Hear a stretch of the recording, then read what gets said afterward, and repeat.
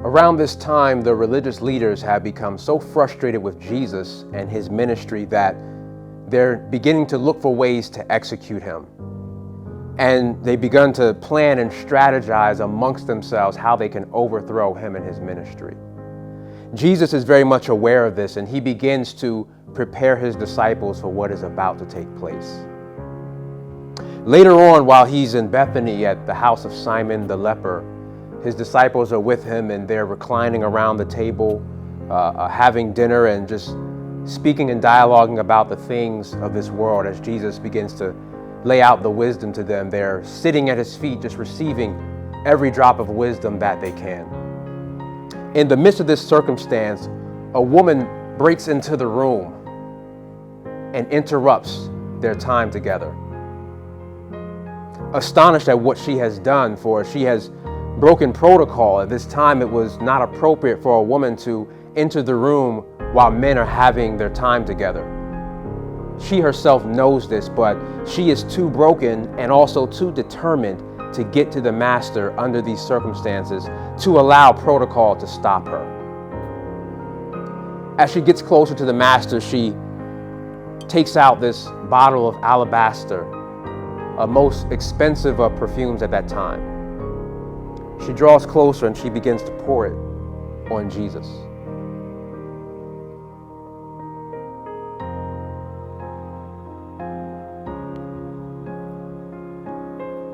What a waste, some of the disciples begin to say, for they know and they realize what this is. They begin to say that this could have been used for a more valuable purpose. It could have been sold for a great amount of money and given to the poor.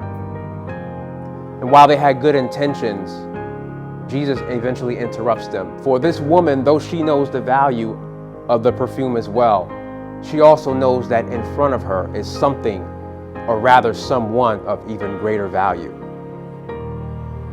And Jesus begins to let his disciples know what she has done was not inappropriate, but it was rather to fulfill the will of God in this time for him. We see this in the book of Matthew, chapter 26, verse 10 through 13. Aware of this, Jesus said to his disciples, "Why are you bothering this woman? She has done a beautiful thing to me. The poor you will always have with you, but you will not always have me.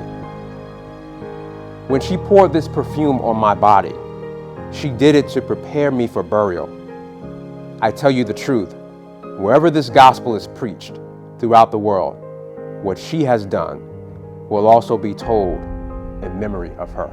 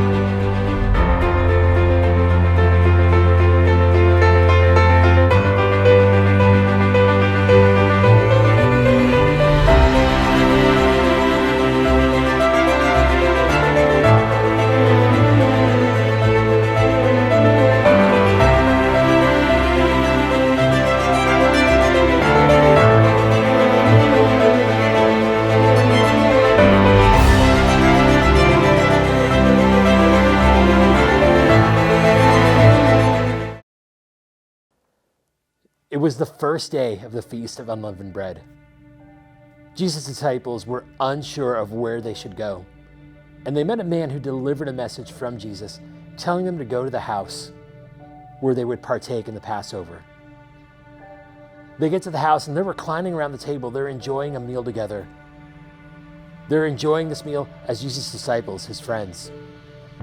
Seemingly out of nowhere, Jesus delivers this message to his followers by saying, "Today, one of you will betray me." You can imagine this scene as Jesus' followers looked around the table with accusing eyes, wondering which one of them it would be that would betray him. One by one, they would go around the table and they would ask Jesus this question, "Is it I, Lord?" Wondering which one of them would be the one that would betray him. Jesus would respond to them in this way. He would say it just like this, "He who has dipped his hand into the dish with me will betray me."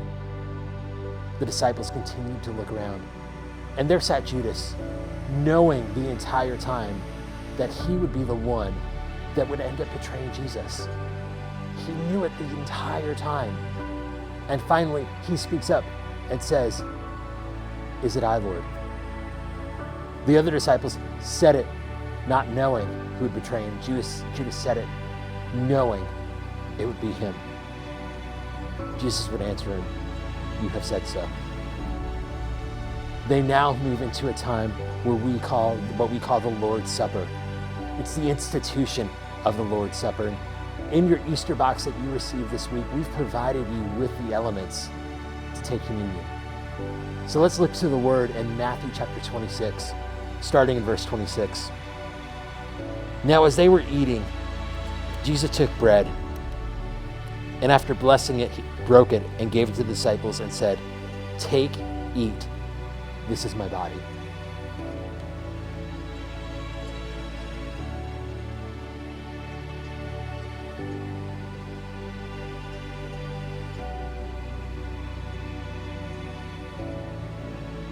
Verse 27, and he took a cup, and when he had given thanks, he gave it to them, saying, "Drink of it, all of you, for this is my blood of the covenant, which is poured out for many for the righteousness of sins."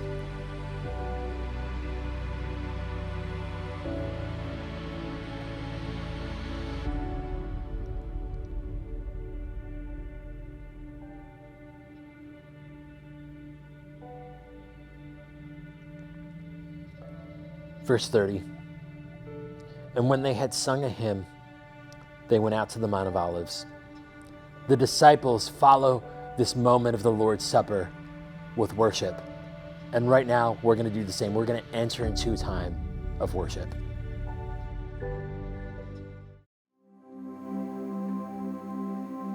How deep the Father's love for us, how vast beyond all measure, that He should give His only Son to make this wretch His treasure.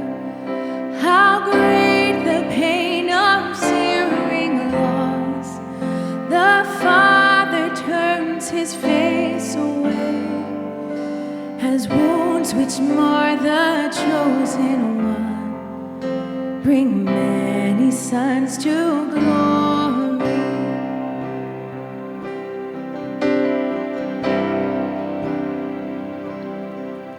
Behold the man upon the cross, my sin upon His shoulders. Ashamed, I hear my mocking voice call out among the scoffers. It was my shame that held Him there until it was accomplished. His dying breath has brought me life. I know it is finished. Oh, it is finished. It is finished. I will not boast in anything, no gifts, no power, no wisdom, but I will boast in Jesus Christ, His death and resurrection. Yeah, why should I gain from His reward? I can't give any answer, but this I know with all my heart: His wounds have paid my ransom. But this I know with all my heart, his wounds have paid my ransom.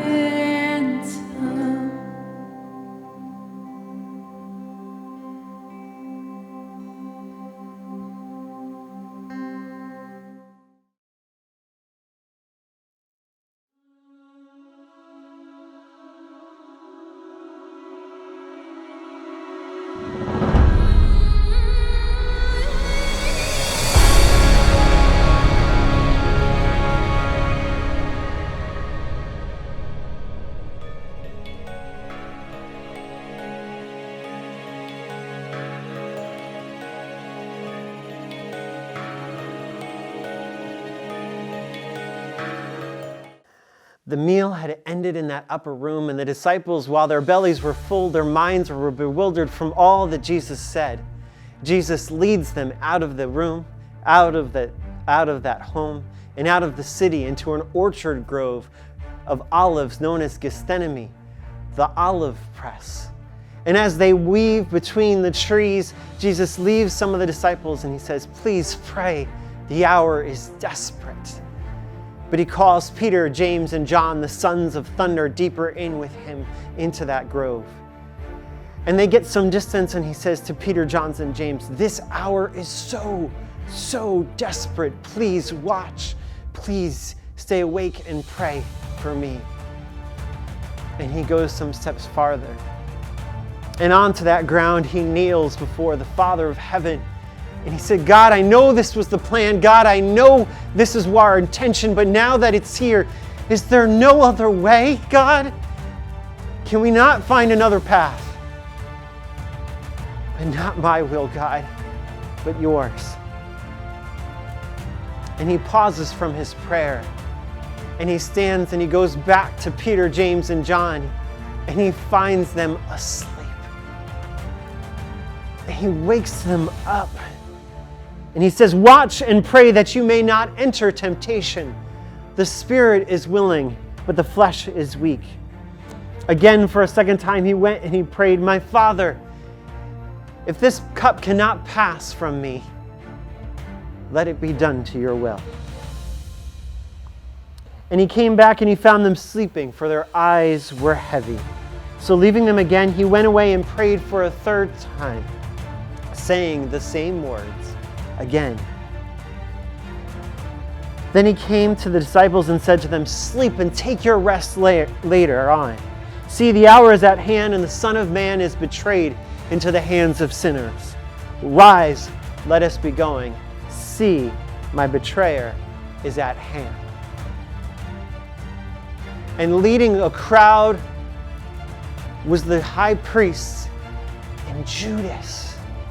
And Judas comes to Jesus, and in a sign that he had prearranged with those high priests, he kisses Jesus on the cheek and says, "Rabbi," with false affection. For this is not a kiss or embrace of care, but one of betrayal and animosity. And Jesus says, "Do what you must be done." And the crowd grabs Jesus to arrest him. And Peter, in that moment, grabs his sword from his belt and swings as hard as he can. And he catches the high servant's ear. In a moment of silence, the ear falls in that river of moonlight and torchlight. And before anyone else can react, Jesus screams, "Stop!" and rips himself away from the crowd. And he looks Peter in the eye and says, "Do you not know who I am? I could but say a word and 12 legions of angels would be here. No, this moment must happen. Stop!"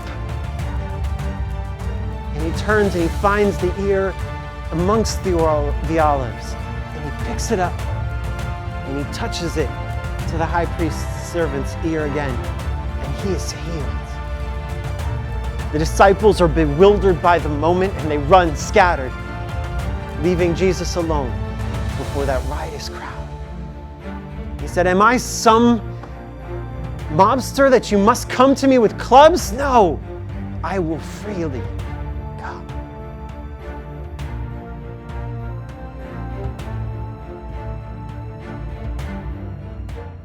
After Jesus was betrayed by Judas, he was given over to the chief priests and elders. They swiftly condemned him and dragged him before Pontius Pilate for sentencing. It was custom at the time of Passover for the governor to pardon a criminal. Pontius Pilate, faced with the mounting pressure from the crowd, sat in the seat of judgment without finding any fault in Jesus. So he decides to present the crowd with a choice: release a proven criminal, a notorious criminal, or the falsely accused Messiah. Surely Pontius pondered the political backlash at hand, the threat of a religious riot, and even the extent of his own power. But in that moment, it was the whisper of his wife in his ear that proved the most palpable, where she leaned over and said to him, "Have nothing to do with this righteous man, for I have suffered much today in a dream because of him." He realized he was powerless in the situation, just as Christ had told him. The crowd was adamant in their declaration: "Crucify! Crucify him, and may his blood be upon us and our children." Conflicted, he stood before the crowd with a bowl of water. He washed his hands, and as the water dripped from his fingers, he proclaimed, "I am innocent of this man's blood." Matthew 27, verse 27 reads, "Then the soldiers of the governor took Jesus into the governor's headquarters. They gathered the whole battalion before him. A private mockery began as they stripped him and put a scarlet robe around him. And twisting together a crown of thorns, they placed it on his head, and they put a staff in his right hand. They knelt down and mocked him, saying, 'Hail, King of the Jews! Hail, King of the Jews!' And when the mockery was over, they stripped him of the robe, put his clothes back on him, and led him away to be crucified."